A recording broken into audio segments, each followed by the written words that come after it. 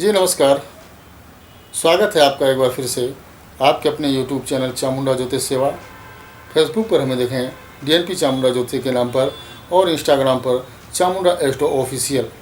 मित्रों, हम आपका एक बार फिर से अपने पेज पर अपने चैनल पर स्वागत करते हैं और हम आपके सामने आज एक राशि के विषय में चर्चा करेंगे। इससे पहले हमने जो सूर्य ग्रहण चंद्र ग्रहण जो हुआ, चंद्र ग्रहण के बारे में जानकारी दी और किस राशि को क्या लाभ हुआ, क्या हानि हुआ, इसके बारे में भी जानकारी दिया।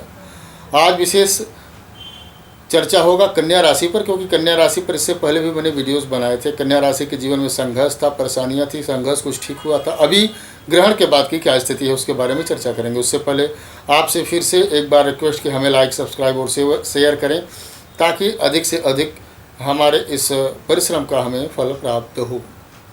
बताना चाहेंगे कि कन्या राशि में अभी एक सामान्य स्थिति चल रही थी, एक उतार चढ़ाव की स्थिति चल रही थी। कन्या राशि के व्यक्ति संघर्ष कर रहे थे और उस संघर्ष से उसका परिणाम भी प्राप्त कर रहे थे। अब अगर हम सामान्य स्थिति देखें तो कन्या राशि के वर्तमान के जो ग्रह गोचर हैं, जैसे कन्या राशि के जो शनि महाराज हैं वह सप्तम भाव में हैं, राहु छठे भाव में है, बृहस्पति पूरे महीने तक दसम भाव में और शुक्र एकादश भाव में रहेंगे।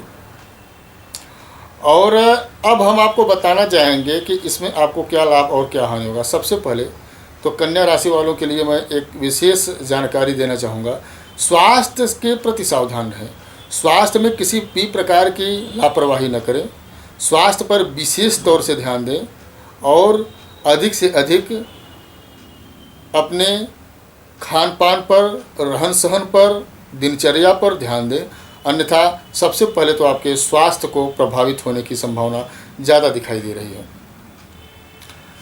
और आगे हम बढ़ते हैं। अगर आपके कार्यक्षेत्र के बारे में अगर हम बताना चाहेंगे, कार्यक्षेत्र आपका कैसा रहेगा, तो अब हम बताना चाहेंगे कि यह महीना जो चल रहा है यह भी और आने वाले महीने में उतार चढ़ाव की स्थिति रहेगी। कार्यक्षेत्र आपका कभी ठीक रहेगा, कभी खराब रहेगा, कभी बहुत अच्छा परिणाम देगा, कभी परिणाम कुछ संतोषजनक हो जाएगा। पूरे महीने बृहस्पति आपके दसम भाव में विराजमान है। दसम भाव जो होता है वो कर्म का होता है, यानी कि आपके कर्म क्षेत्र में बृहस्पति विराजमान है और कन्या का मालिक बुध है। बुध के बृहस्पति शत्रु हैं। तो बृहस्पति अगर आपके कर्म भाव में विराजमान है, वो आपके शत्रु हैं, तो निश्चित तौर पर आपके कार्य क्षेत्र में कुछ उतार चढ़ाव की स्थिति देंगे। चूँकि बुध और आपके सूर्य महाराज यह जो है आपको भागदौड़ करवाते रहेंगे। थोड़ा भागदौड़ करने से आपको अपने कार्य क्षेत्र में कुछ परिणाम ठीक देंगे। वहीं बृहस्पति कुछ स्थिति को डमाडोल कर देंगे, कुछ आपको हिलाने की, डगमगाने की स्थिति में लेकर आएंगे। आपसे हम बताना चाहेंगे कि आप किसी भी हालत में डगमगाएं नहीं और ना ही निरर्थक भागदौड़ करें।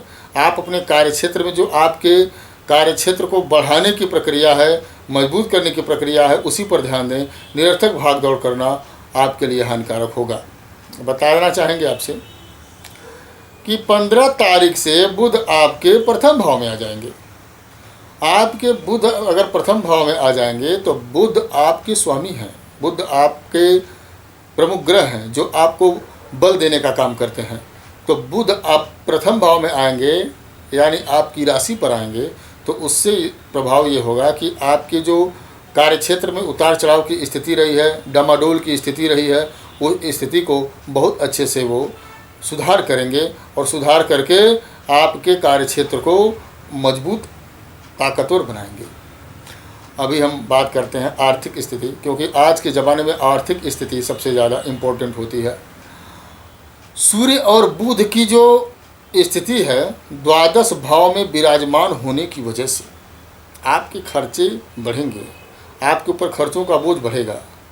अभी तो लाभ भी होता ही रहेगा, लेकिन शुक्र जो है एकादश भाव में विराजमान रहने की वजह से शुक्र आपके लिए आपकी राशि के सम है, ना मित्र है ना शत्रु है।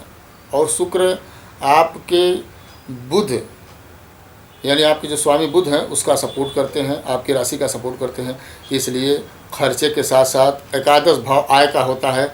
आय स्थान में शुक्र अगर विराजमान है तो आपकी आमदनी भी धीरे धीरे बढ़ेगी, आमदनी में भी इजाफा करेंगे, आमदनी में भी बढ़ोतरी करेंगे, जिससे आपके खर्चों का जो टेंशन है वो धीरे धीरे आपको कम होता हुआ दिखाई देगा और खर्चे के हिसाब से आमदनी होगी तो आपको एक संतोषजनक परिणाम प्राप्त होगा।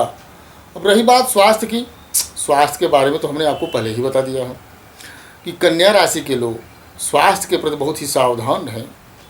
अब स्वास्थ्य के प्रति सावधान इसलिए रहें कि खान पान रहन सहन अगर इनका नियंत्रित नहीं हुआ, अनियंत्रित हुआ, तो कहीं न कहीं से इनको स्वास्थ्य संबंधी बहुत प्रकार की समस्याएं आ सकती हैं, एलर्जी की समस्याएं आ सकती हैं, त्वचा की समस्याएं आ सकती हैं, उसके साथ साथ जुखाम बुखार इन तरह की समस्याएं आ सकती हैं। अब 13 तारीख से आपकी जो यह समस्या है धीरे धीरे कम होगी, एकदम ख़त्म नहीं होगा लेकिन धीरे धीरे कमी आएगी। इसलिए हम आपको स्वास्थ्य से प्रति पहले ही सचेत किए हैं और अभी भी सचेत कर रहे हैं। अगर आप सचेत रहें तो बहुत ही अच्छा परिणाम प्राप्त होगा। अब प्रेम संबंध की बात करें, प्रेम संबंध तो लगभग ठीक ठाक रहने वाली है। कन्या राशि के ऐसे व्यक्ति जो रिलेशन में है किसी के साथ, उनका परिणाम अच्छा उनको प्राप्त होगा। अपने पार्टनर से अच्छी स्वभाव देखने को मिलेगी, उनका गुस्सा, उनका क्रोध कुछ कम होता हुआ दिखाई देगा और आपके प्रति जो आकर्षण है वह बहुत ही अच्छा होगा। अब हम आपको बताते हैं शुक्र महाराज जो हैं प्रेम के कारक ग्रह हैं, वह आकर्षण के कारक ग्रह हैं, उनकी दृष्टि पंचम स्थान पर होती है आपकी राशि पर।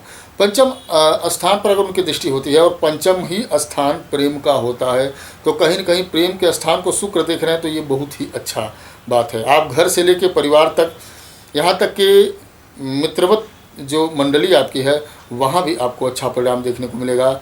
यानी कि कुल मिला जुलाकर प्रेम व्यवहार की आपकी प्रक्रिया बड़ी ही अच्छी रहेगी।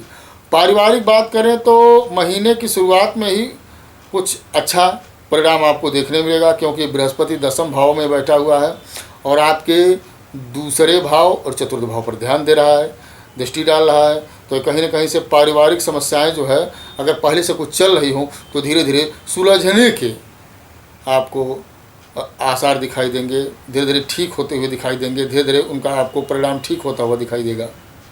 तो निश्चय ही अगर आप थोड़ी बहुत सावधानी करते हैं तो आने वाला समय भी, देखिए आपका पहले संघर्ष में चल रहा था, संघर्ष तो अब भी है लेकिन संघर्ष आपका कुछ कम हो रहा है, पहले की अपेक्षा संघर्ष बहुत कम होगा और धीरे धीरे आपको आमदनी से लेकर पारिवारिक, प्रेम, आर्थिक समस्याओं में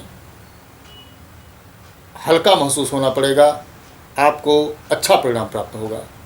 आने वाला समय आपके लिए और अच्छा होने वाला है और इस सूर्य ग्रहण के दुष्प्रभाव आपके ऊपर, जो चंद्र ग्रहण लगा है उसके दुष्प्रभाव आपके ऊपर बहुत कम लगेंगे। आगे सूर्य ग्रहण भी लगने वाला है, उसके बारे में भी बताएंगे, उसका क्या आपके ऊपर परिणाम पड़ेगा और अन्य राशियों पर क्या प्रभाव पड़ेगा। आपको हम सबसे पहले बताना चाहते हैं कि अगर आप उपाय पूछना चाहेंगे तो आप गौ माता को चारा खिलाएं। किस दिन? बुधवार के दिन। उसके साथ साथ आपको प्रतिदिन गणेश जी के ऊपर दूर्वा चढ़ाना चाहिए, गणेश जी की पूजा करना चाहिए। गणेश जी की पूजा करने से आपके बुध मजबूत होंगे और राहु और केतु की जो कुदृष्टि है उस पर आपको अच्छा परिणाम प्राप्त होगा। और शुक्रवार के दिन अगर आप महालक्ष्मी सूक्त का पाठ करते हैं किसी मंदिर में जाकर या घर पे ही, अगर आपको नहीं संस्कृत में ज्ञान है तो आप हिंदी में भी हिंदी अनुवाद उसका पढ़ सकते हैं, उससे आपको अपने आर्थिक क्षेत्र में, कार्य क्षेत्र में बहुत अच्छा परिणाम प्राप्त होगा। तो आशा करते हैं मित्रों दी हुई जानकारी से आप अवश्य संतुष्ट होंगे। मिलते हैं नए वीडियो में नई जानकारी के साथ। ओम नमः शिवाय। जय माता दी, जय महाकाली।